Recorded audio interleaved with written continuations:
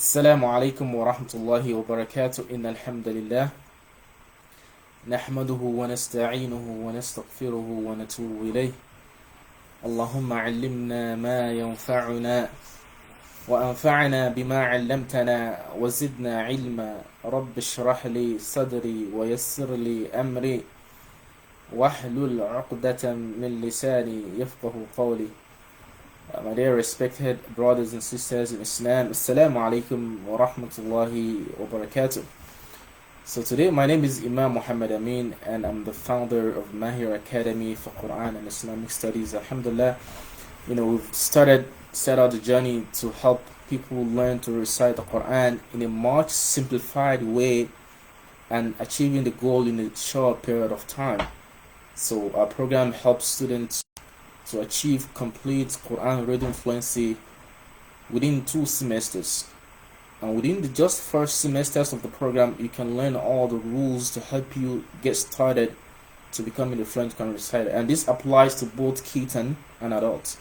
So we have kids program which is starting at the beginning of each month, and we've just launched our adult Quran reading program. Also, it's going to be 2 semesters. So the first semester entails you learning all the 10 modules of our curriculum of Tajweed to become a fluent Quran reciter, and the second semester entails you practicing and learning some minor Tajweed rules and you getting your speed and your accuracy with reciting the Quran.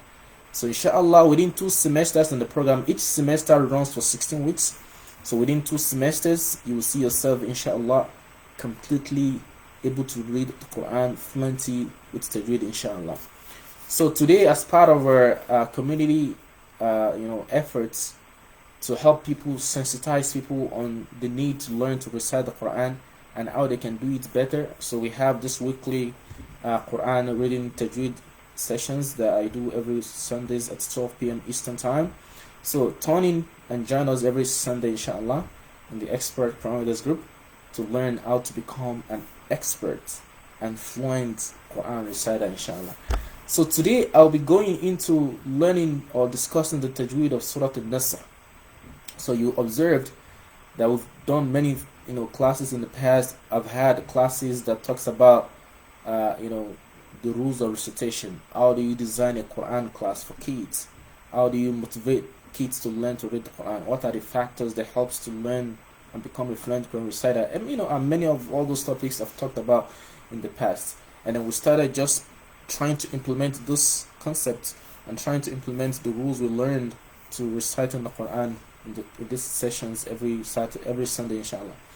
So today I'm going to recite Surah An-Nasr, so you guys all know what Surah An-Nasr, and mostly I'll pinpoint out some common mistakes people make when reciting this surah and how to avoid them.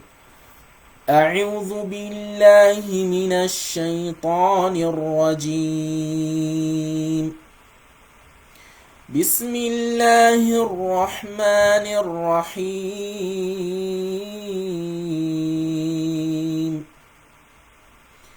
إذا جاء نصر الله والفتح ورأيت الناس يدخلون في دين الله أفواجا فسبح بحمد ربك واستغفره إنه كان توابا.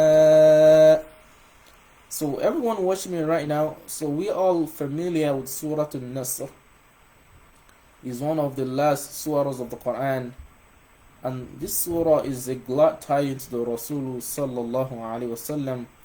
Allah telling Wasallam that it's likely the end of its tenure, the end of the time when he's gonna finish his risala is coming to an end, and Allah subhanahu wa ta'ala will give him a final an all-encompassing victory over his enemies. So Surah An-Nasr. So you can all open to the Quran to join me to learn the tajweed of this surah, Surah An-Nasr, called the Surah of Victory, right? The surah in which Allah subhanahu wa ta'ala declared victory to the Rasul sallallahu alayhi wasallam. And this surah Surah An-Nasr, Surah Madani. So it's a surah that was revealed in Medina. You know, the Muslims left Mecca to Medina for safety, right? So Allah subhanahu wa ta'ala was giving the Rasul sallallahu alayhi wasallam a near victory over the kuffars of Mecca. So Allah subhanahu wa ta'ala revealed this surah to the Rasul sallallahu alayhi wasallam. And this surah contains just 3 verses, right? So I started reciting it earlier. So it's Quran 110, right? So check Quran 110. So you know we have almost 114 surahs in the Quran. So Surah An-Nasr is the 110th surah of the Quran. So turn in and look into this ayah and this surah and learn with me inshallah today. أعوذ بالله من الشيطان الرجيم بسم الله الرحمن الرحيم إذا جاء نصر الله والفتح ورأيت الناس يدخلون في دين الله أفواجا فسبح بحمد ربك واستغفره إنه كان توابا. You see this surah, إذا جاء نصر الله. So either, a lot of people used to make the mistake of pronouncing the letter the. So the is the, not iza.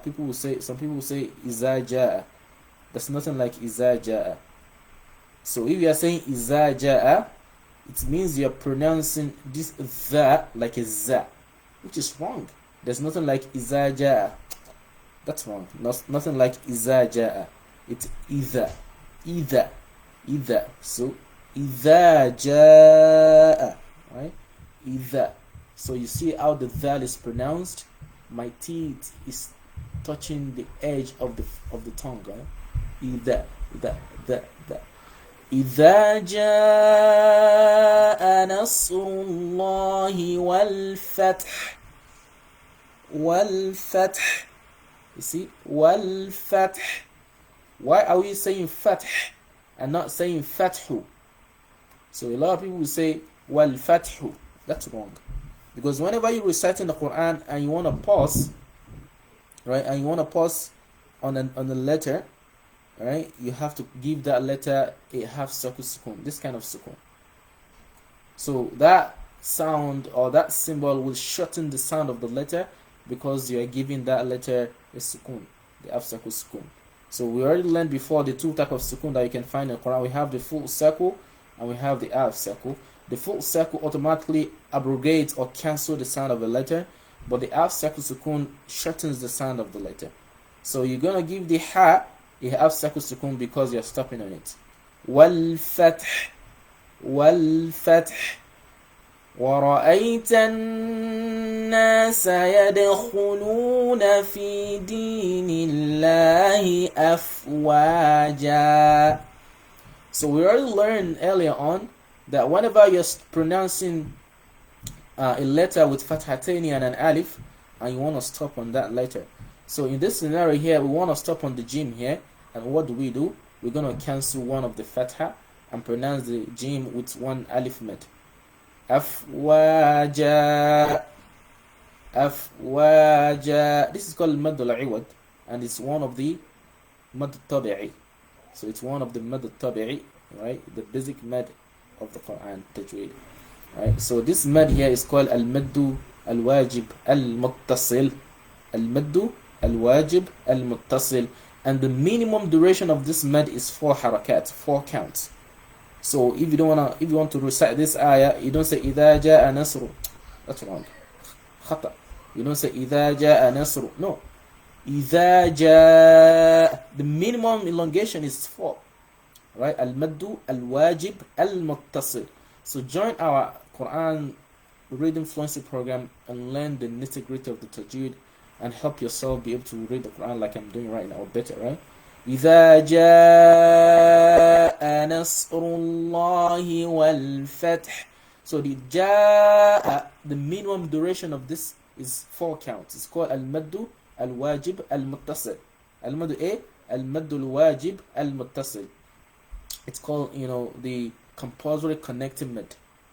Compulsory connecting mid. Right? Because the hamza, there are 2 scenarios when letters will have derived mid. When a letter is dealing with hamza, a mad letter is connected with a hamza or connected with sukun. So this is one of the scenarios when the mad letter alif is connected with an hamza in the same word. And that's why it's called al-maddu al-wajib al-muttasil.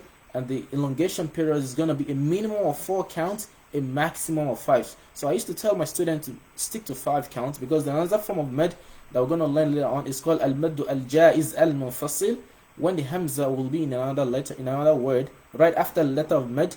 And that one, its own duration, it could either be 2, 4, or 5. So to avoid confusion, I said, stick to 5 counts for both of them. Right? So that is that one. I just pointed out that I forgot to explain that better earlier. So that's just a mad. And the ja, I was explaining that one.